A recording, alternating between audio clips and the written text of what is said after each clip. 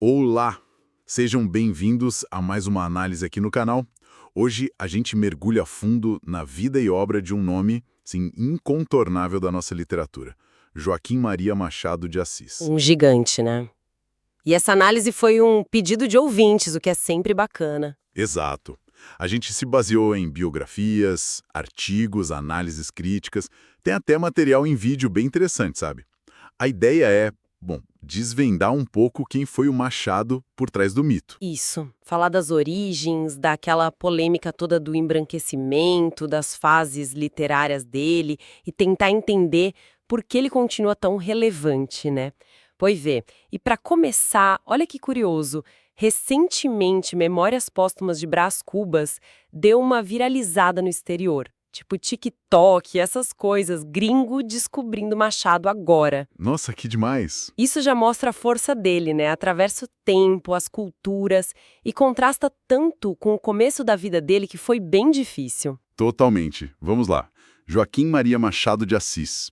Nasceu em 21 de junho de 1839, aqui no Rio de Janeiro, no Morro do Livramento. Origem bem humilde mesmo. Muito humilde. O pai, Francisco José de Assis, era pintor de paredes, pardo, neto de escravos alforriados. A mãe, Maria Leopoldina, era imigrante portuguesa, dos Açores, lavadeira. E um detalhe que as fontes sempre batem na tecla e que é fundamental. Os pais eram alfabetizados. Isso era muito raro para a classe social e para a ascendência negra naquela época, né? Raríssimo. Provavelmente foi um diferencial absurdo para ele. Num Brasil escravocrata, império, ter acesso a letras em casa, mesmo que básico, foi a faísca inicial, com certeza. Ele faleceu em 1908, também no Rio, de câncer. E a infância não foi fácil, perdeu a mãe bem cedo. Tinha uns 10 anos, foi criado pelo pai e pela madrasta, Maria Inês da Silva. Ela era doceira e dizem que o incentivava muito. Sim, parece que ela foi uma figura importante. A educação formal dele foi bem limitada, sabe? Escola primária pública e olhe lá. O grosso mesmo foi na raça. Autodidata total. Impressionante, né? Ele lia tudo que via pela frente.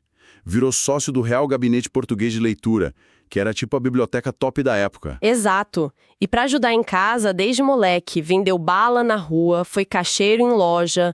As fontes contam até que foi coroinha. E aí aprendeu latim com o padre. E francês com um pardeiro imigrante que morava perto. Quer dizer, o cara buscava conhecimento em qualquer brecha, né? É uma determinação, assim, admirável. Imagina ser pardo, pobre, autodidata no Rio de Janeiro do século XIX. A força de vontade tinha que ser imensa. E ainda tinha a questão da saúde dele. Verdade, bem lembrado. Ele tinha epilepsia desde criança. Ele mesmo chamava de coisas esquisitas.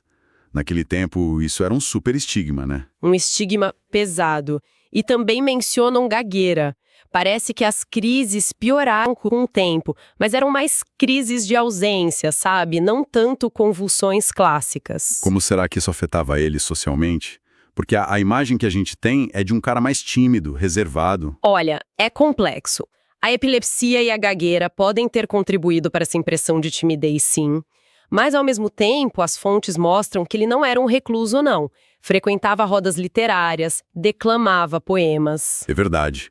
Foi fundamental na criação da Academia Brasileira de Letras. Articulou gente importante. Exato, então tinha essa tensão, né? Entre a condição de saúde, que com certeza trazia dificuldades, e uma vida social e intelectual bastante ativa para a época e para as circunstâncias dele. Ele gostava de socializar, de estar nos meios letrados. E essa rede de contatos foi o pulo do gato para ele, né? Com 15 anos, ele já publica o primeiro poema Ela, num jornal chamado Periódico dos Pobres. 15 anos! E logo depois vem a amizade com Francisco de Paula Brito.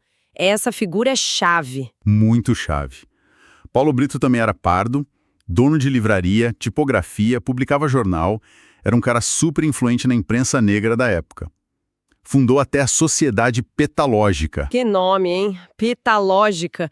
Pelo que as fontes dizem, era um grupo que usava muita ironia, a crítica social meio disfarçada. Imagina um ambiente para um jovem escritor como Machado absorver aquilo tudo. Total. Paula Brito foi um mentor. Outro nome importante foi Manuel Antônio de Almeida, o autor de Memórias de um Sargento de Milícias. Sim, o Almeida ajudou Machado a conseguir o primeiro emprego mais formal como aprendiz de tipógrafo na imprensa nacional, lá por 1856. Essas conexões foram, nossa, cruciais. Para um jovem de origem humilde e pardo, essa rede de apoio abriu muitas portas. E ele agarrou as oportunidades. Foi revisor no Correio Mercantil, redator no Diário do Rio de Janeiro, colaborou com um monte de revistas, virou até crítico de teatro. E censor teatral também, né? Pelo Conservatório Dramático Brasileiro, o cargo não era pago, mas dava acesso livre a todas as peças. Para quem amava literatura e teatro, devia ser o paraíso. Com certeza. E ainda ajudou a fundar um grupo literário, a Arcádia Fluminense. Mas, assim, viver só de escrever e de jornalismo naquela época era complicado, né? Grana era curta. Muito curto. A estabilidade financeira de verdade só veio com o serviço público. E olha que interessante, quem o nomeou para o primeiro cargo, no Diário Oficial em 1867, foi o próprio Dom Pedro II. Sério? O imperador? Sim. Depois, em 1873, ele entrou para o Ministério da Agricultura. Fez carreira lá dentro, chegou a diretor-geral.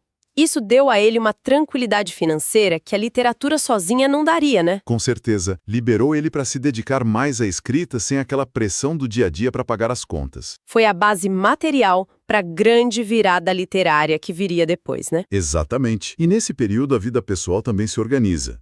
O casamento com a Carolina Augusta Xavier de Novaes em 1869. Ela era portuguesa, culta, irmã de um poeta amigo dele. Mas rolou uma treta familiar, né?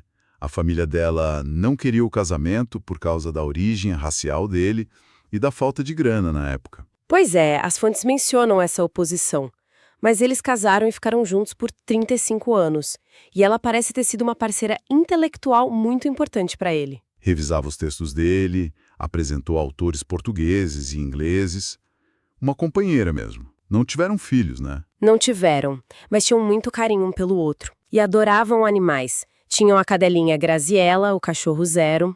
Essa estabilidade afetiva, junto com a financeira do serviço público. Ele até ganhou a Ordem da Rosa. 2 vezes, né? Uma como cavaleiro, outra como oficial. Essa última concedida pela Princesa Isabel em 1888. Mas foi pelo trabalho no ministério, não pela literatura em si. Isso, esse conjunto todo, estabilidade financeira, afetiva, reconhecimento profissional no serviço público, criou o ambiente perfeito para o gênio dele desabrochar de vez. Aí ele pôde morar melhor, foi para Lapa, Catete e finalmente para o Cosme Velho, na casa que rendeu o apelido. Bruxo do Cosme Velho. Adoro esse apelido. E ele circulava bem, né? Era amigo do José de Alencar, do Joaquim Nabuco. Grandes nomes. Super conectado. Foi até uma espécie de mentor para o Castro Alves, quando o poeta chegou no Rio. Mas também teve suas polêmicas. Ah, sempre tem. O boato do caso com a Georgina, esposa do Alencar, e a dúvida se ele seria pai do Mário de Alencar, afilhado dele que também era epilético. Pois é, um enredo bem machadiano, digamos assim. Essas ambiguidades na própria vida dele são fascinantes. Mas voltando à carreira pública, essa estabilidade talvez tenha tido um custo, né? Como assim? Talvez a posição no governo exigisse uma certa cautela, sabe? Em abordar temas politicamente mais sensíveis, como a abolição da escravatura, de forma muito direta, o que nos leva direto para a questão racial. Exato. Vamos entrar nisso, que é fundamental para entender o Machado hoje. Primeiro, reafirmar. Ele era pardo, filho de pai negro, mãe branca. Ele viveu e ascendeu numa sociedade profundamente racista e escravocrata. Preconceito ele sofreu, com certeza. Sem dúvida. E aí entra a questão complexa do embranquecimento. É importante entender o que é isso. Não é só a foto que clarearam, embora isso seja um sintoma muito forte. Explica melhor esse conceito. É um processo social, cultural, simbólico. A elite branca da época, para poder lidar com o gênio de uma pessoa negra ou parda que se destacava, tentava, como dizer, apagar ou minimizar a negritude dessa pessoa. Era uma condição para aceitá-la naquele círculo. Tipo, ele é tão bom que nem parece negro. Ou ele é um dos nossos apesar da cor. É isso. Exatamente. É uma forma de racismo estrutural que tenta dissociar o mérito da identidade racial, para não ter que questionar a própria estrutura racista da sociedade. E a gente vê evidências disso. Sim, a foto famosa que foi adulterada para parecer mais branco. A certidão de óbito dele que consta como cor branca. E aquela carta do Joaquim Nabuco para o José Verismo depois da morte de Machado. Essa carta é terrível, né? Nabuco repreendendo Veríssimo por ter chamado Machado de mulato num artigo, dizendo que Machado era um grego, um branco, e que chamá-lo de mulato o diminuiria e o magoaria. É chocante. Mostra bem essa tensão, né? A elite admirava o gênio, mas tinha um profundo desconforto com a origem racial dele. Tentavam encaixá-lo num padrão branco. Isso alimentou por muito tempo aquela ideia de que Machado era alienado, que não se importava com a questão racial ou com a escravidão, uma visão que hoje está sendo muito questionada. Sim, as pesquisas mais recentes, como as do professor Eduardo de Assis Duarte, que a gente consultou, mostram um Machado bem diferente, né? Com certeza. Essa leitura da alienação não se sustenta mais quando você analisa a obra com mais atenção. Existem críticas à escravidão e ao racismo, sim, só que não são panfletárias, são sutis, irônicas, que é a marca dele. Dá um exemplo. Pensa no Prudêncio, de Memórias Póstumas. O ex-escravo que, depois de livre, compra um escravo e o chicoteia com gosto. Machado não está passando pano, ele está expondo a crueldade do sistema, as contradições que ele gera, de uma forma muito mais complexa e perturbadora. Ele humaniza os personagens negros e pardos, mesmo quando estão em posições subalternas, né? Não são só estereótipos. Exato. E tem a ação prática dele também, que muita gente não conhece, lá no Ministério da Agricultura. Ah, usando a lei do ventre livre, isso é fascinante. Muito. Ele era um técnico, um burocrata. Conhecia a lei como ninguém, e as fontes mostram que ele usava esse conhecimento nos pareceres que dava sobre processos de libertação. Ele interpretava as brechas da lei sempre a favor da liberdade dos escravizados, muitas vezes contrariando os interesses dos senhores. Quer dizer, ele usava o próprio sistema contra o sistema, de forma discreta. Precisamente, uma forma de resistência silenciosa, mas muito efetiva. Isso desmonta completamente a ideia de alienação. Mostra que existem várias formas de lutar. Nem toda luta precisa ser feita aos berros ou em praça pública, né? Faz todo sentido. E toda essa vida complexa, essa visão de mundo, deságua na obra dele, que é vasta, né? Romance, conto, poesia, crônica, teatro. Como a gente organiza isso? Geralmente falam em duas fases. Essa divisão em duas fases ajuda a gente a entender a evolução dele. A primeira fase, chamada de romântica, vai mais ou menos até 1880, 1881. É a fase de Ressurreição, A Mão e a Luva, Helena e Ayá Garcia. Isso. Ainda tem uma influência do romantismo, mas já se nota uma análise psicológica mais profunda do que era comum na época. O foco muitas vezes é em personagens fortes, buscando seu espaço, a linguagem é mais comportada, talvez, os finais são mais previsíveis, até que vem o terremoto de 1881, Memórias Póstumas de Brás Cubas. É o marco zero do realismo no Brasil, né? E o começo da segunda fase. O que muda aí? Muda tudo. É uma ruptura radical. Entra em cena a ironia cortante, o pessimismo filosófico, um ceticismo profundo sobre a natureza humana, sobre as aparências sociais. A análise psicológica vira o centro, né? De um jeito muito mais cru. Totalmente. E ele começa a usar recursos narrativos super inovadores para a época. A metalinguagem, que é o narrador conversando com o leitor, falando sobre como está escrevendo. Capítulos curtinhos, digressões, a história não segue uma linha reta. Técnicas. E cria algo totalmente novo, com a cara do Brasil. E os temas dessa fase são aqueles que ficam na cabeça da gente. Adultério, vaidade, hipocrisia social, loucura, o jogo de aparências. E a famosa trilogia realista, que é o filé mignon dessa fase, né? Com certeza.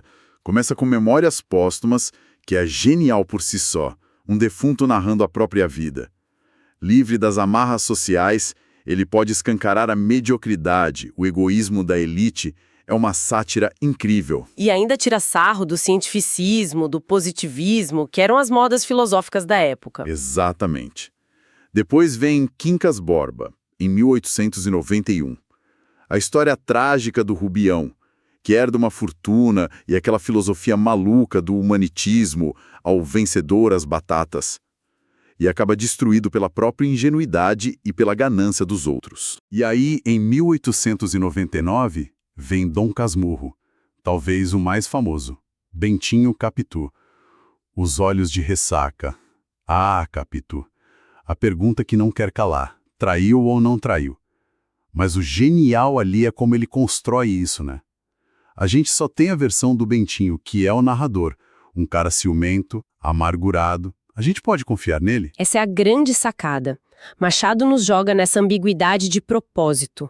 Ele questiona a própria natureza da verdade, da memória, da narrativa. O fato da gente discutir Capitu até hoje mostra o poder disso. Total. E além da trilogia, tem outros romances importantes nessa fase, né? Esaú e Jacó, com os gêmeos representando a briga entre monarquia e república. Sim, de 1904. E o último romance, Memorial de Aires, de 1908, que já tem um tom mais melancólico, reflexivo. Dizem que reflete muito o luto dele pela morte da Carolina. E os contos? Não podemos esquecer os contos. Machado era um mestre absoluto da forma curta. Nossa, sim. O Alienista. A história do Dr. Bacamarte prendendo todo mundo em Itaguaí, questionando o que é loucura. É genial. Missa do Galo, com aquela tensão sutil entre o Nogueira e a Conceição. O espelho, sobre identidade, a alma exterior do Jacobina. Pai contra mãe, esse é pesado. Pesadíssimo. Mostra a crueldade da escravidão de forma direta, nua e crua. E a Cartomante. São tantos contos marcantes. O que une tudo isso nessa fase realista, na sua opinião? Acho que essa capacidade única de usar a ironia, o pessimismo, não como simples niilismo, mas como ferramenta para dissecar a alma humana e a sociedade brasileira. Ele enxergava as máscaras, a hipocrisia, as pequenas e grandes misérias por trás da fachada e transformava isso em literatura universal. Falando de reconhecimento, ele foi peça-chave na Academia Brasileira de Letras, né? A ABL. Fundamental, foi um dos fundadores, ali por 1896, 1897, e foi o primeiro presidente, ficou na presidência por mais de 10 anos. Não é à toa que a ABL é conhecida como a Casa de Machado. Mas rolava uma fofoquinha também da panelinha, né? Uns almoços mais fechados que geravam críticas. Sim, sempre tem o lado B, né? Mas mostra a influência e a capacidade de articulação que ele tinha naquele meio intelectual. Ele consolidou a academia. Os últimos anos dele foram bem tristes, pelo que li. A morte da Carolina em 1904 foi um baque enorme. Um baque profundo. Ele ficou muito deprimido, mas recluso, mas mesmo assim ainda escreveu o Memorial de Aires e aquele poema lindíssimo, A Carolina. Recebia visitas de amigos próximos, como o Mário de Alencar, o Barão do Rio Branco. Morreu em setembro de 1908 de câncer na língua. E o funeral foi um evento, né? Sim, um grande reconhecimento público já em vida e na morte. E o legado que ele deixou é simplesmente imensurável. Como a gente pode resumir esse legado? Olha, ele é um divisor de águas. Elevou a literatura em língua portuguesa a outro patamar. Mestre da linguagem, da psicologia dos personagens, da ironia fina, da crítica social que não precisa gritar para ser ouvida. Ele ajudou a formar uma identidade literária brasileira, mas que conversa com o mundo todo. E continua super atual, né? Como a gente falou da viralização lá fora, as adaptações para o cinema, para a TV, parece que cada geração redescobre um Machado diferente. Exato. Superando aquele trauma da leitura obrigatória na escola, né? Muita gente redescobre Machado mais tarde e fica fascinado. E tem as curiosidades, tipo ele queimar cartas num caldeirão, por isso o bruxo do Cosme é velho. E aquele erro de gráfica famoso no livro Poesias Completas, que saiu Cagara em vez de Cegara. Coisas da época. Pois é. Então, o que tudo isso significa hoje? Significa que Machado não é só um busto na praça ou um nome na lista do vestibular. A obra dele continua viva, pulsando. Os temas que ele tratava, hipocrisia, relações de poder, vaidade, as falhas da sociedade, a complexidade do ser humano continuam aí, né? Batendo a nossa porta. Exatamente. E a própria trajetória dele, de um menino pardo, pobre, autodidata, que supera todas as barreiras e se tornar o maior escritor do país, é uma história poderosa por si só. Ele nos obriga a pensar sobre o Brasil, sobre nós mesmos, de um jeito que poucos conseguem. Bom, então recapitulando. A gente viu essa jornada incrível do Machado, do Morro do Livramento à glória literária. Falamos da questão racial, do embranquecimento e como isso está sendo revisto. Passeamos pelas fases da obra dele, especialmente a realista, que nos desafia até hoje, e confirmamos um legado que só cresce. Foi uma ótima conversa. É sempre bom revisitar Machado. Fica o convite para quem nos ouve. Releiam Machado ou descubram se ainda não o fizeram.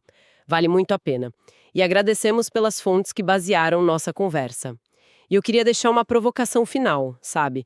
Com toda essa discussão sobre o embranquecimento ganhando força, qual é o nosso papel hoje? Como garantir que a história de figuras complexas como Machado seja contada de forma completa, honesta, reconhecendo todas as suas facetas, inclusive aquelas que tentaram silenciar? Boa pergunta. E mais uma. O que essa eterna polêmica sobre a Capitu traiu ou não traiu revela sobre nós? Sobre nossa dificuldade, talvez, de lidar com a ambiguidade, com o não dito, tanto na literatura quanto na vida? Será que a gente busca respostas fáceis, onde o autor queria mesmo era nos deixar com a pergunta? Excelentes questões para a gente pensar. Com essa reflexão, encerramos nossa análise sobre Machado de Assis. Muito obrigado pela companhia e até a próxima.